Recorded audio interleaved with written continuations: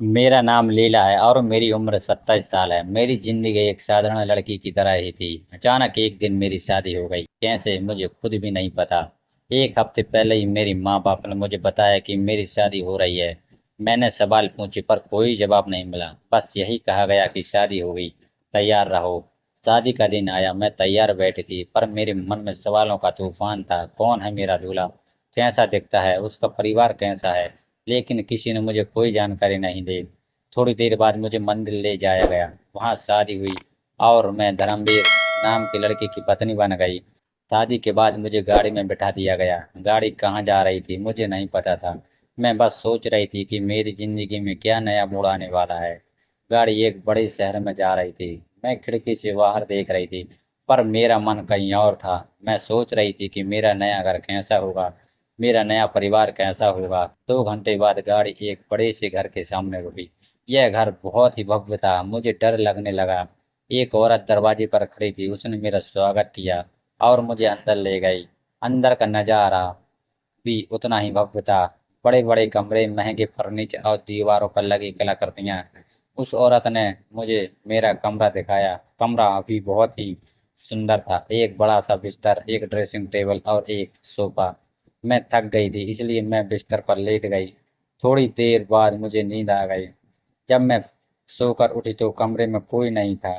मैंने दरवाजा खोला और बाहर निकल गई।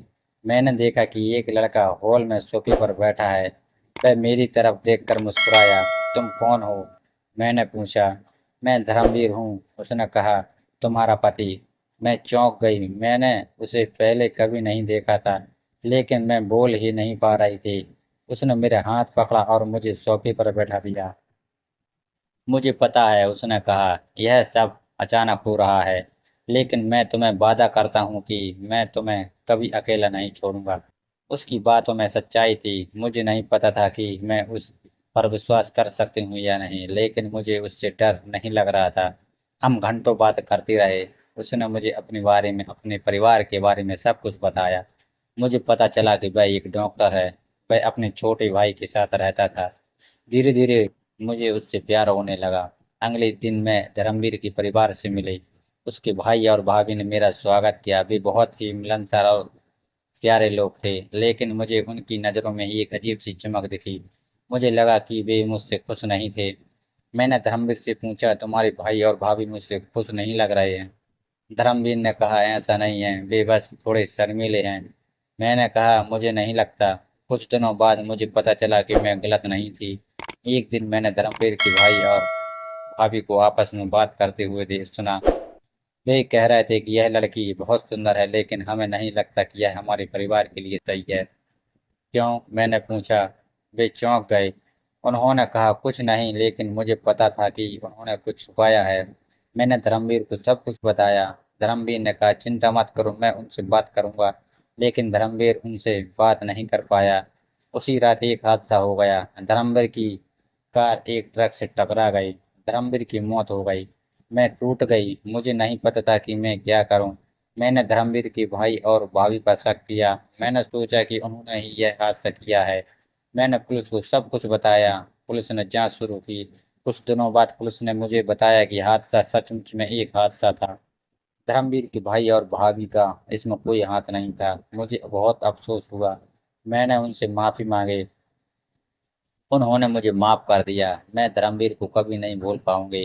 वह मेरी जिंदगी का सबसे प्यारा इंसान था। धर्मवीर की मौत के बाद मैं पूरी तरह टूट चुकी थी। मैं बस उसके बारे में ही सोचती रहती थी। मैंने धीरे धीरे खुद को संभाला और फिर से जीना शुरू किया।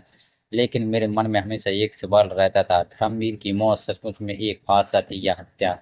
मैंने खुद ही जांच शुरू कर दी। मैंने धर्मवीर के दोस्तों और रिश्तेदारों से बात की। मैंने हादसे की जगह का दौरा किया। मैंने पुलिस के रिकॉर्ड देखे। धीरे धीरे मुझे कुछ सुराग मिलने लगे। मुझे पता चला कि धर्मवीर को कुछ धमकियां मिल रही थीं। मुझे पता चला कि हादसे से पहले धर्मवीर किसी से मिलने वाला था। मुझे पता चला कि पुलिस ने कुछ सबूतों को नज़रअंदाज कर दिया था। इन सबूतों से मुझे यकीन हो गया कि धर्मवीर की मौत कोई हादसा नहीं थी, यह हत्या थी। लेकिन कौन था हत्यारा? मैंने अपनी जांच जारी रखी। एक दिन मुझे एक ऐसा सुराग मिला जिसने पूरी कहानी पलट दी। मुझे पता चला कि धर्मवीर की मौत के पीछे उसी व्यक्ति का हाथ था जिसके कारण मेरी शादी धर्मवीर से हुई थी। यह व्यक्ति कोई और नहीं बल्कि मेरा ससुर था। मुझे यकीन नहीं हो रहा था। मैंने अपने ससुर से सवाल किए। उसने सब कुछ कबूल कर लिया। उसने कहा कि वह चाहता था कि मैं उसके बेटे से शादी ना करूं, इसलिए उसने धर्मवीर की हत्या कर दी। मैं सन्न रह गई। मैंने अपने ससुर को पुलिस के हवाले कर दिया। उसे सजा मिली। धर्मवीर को तो वापस नहीं लाया जा सकता था, लेकिन मुझे खुशी थी कि मुझे न्याय मिल गया था। धर्मवीर की मौत के बाद का साल मेरे लिए बहुत मुश्किल भरा रहा। मैंने धीरे धीरे खुद को संभाला और फिर से जीना शुरू कर दिया। मैंने एक अस्पताल में नर्स की नौकरी शुरू कर दी। मैं मरीजों की देखभाल करती थी और उन्हें हंसाती थी। मैंने धीरे धीरे खुशी ढूंढनी शुरू कर दी। एक दिन अस्पताल में मेरी मुलाकात रणवीर से हुई। रणवीर एक डॉक्टर था। वह बहुत ही दयालु और हंसमुख व्यक्ति था। धीरे धीरे हमारी दोस्ती हुई और फिर प्यार हो गया। रणवीर ने मुझे मेरे अतीत को भूलने और एक नया जीवन शुरू करने में मदद की। हमने शादी कर ली और एक साथ खुशी खुशी रहने लगे। कुछ सालों बाद मेरे बेटे का जन्म हुआ। हमारा परिवार पूरा हो गया। मैं बहुत खुश थी।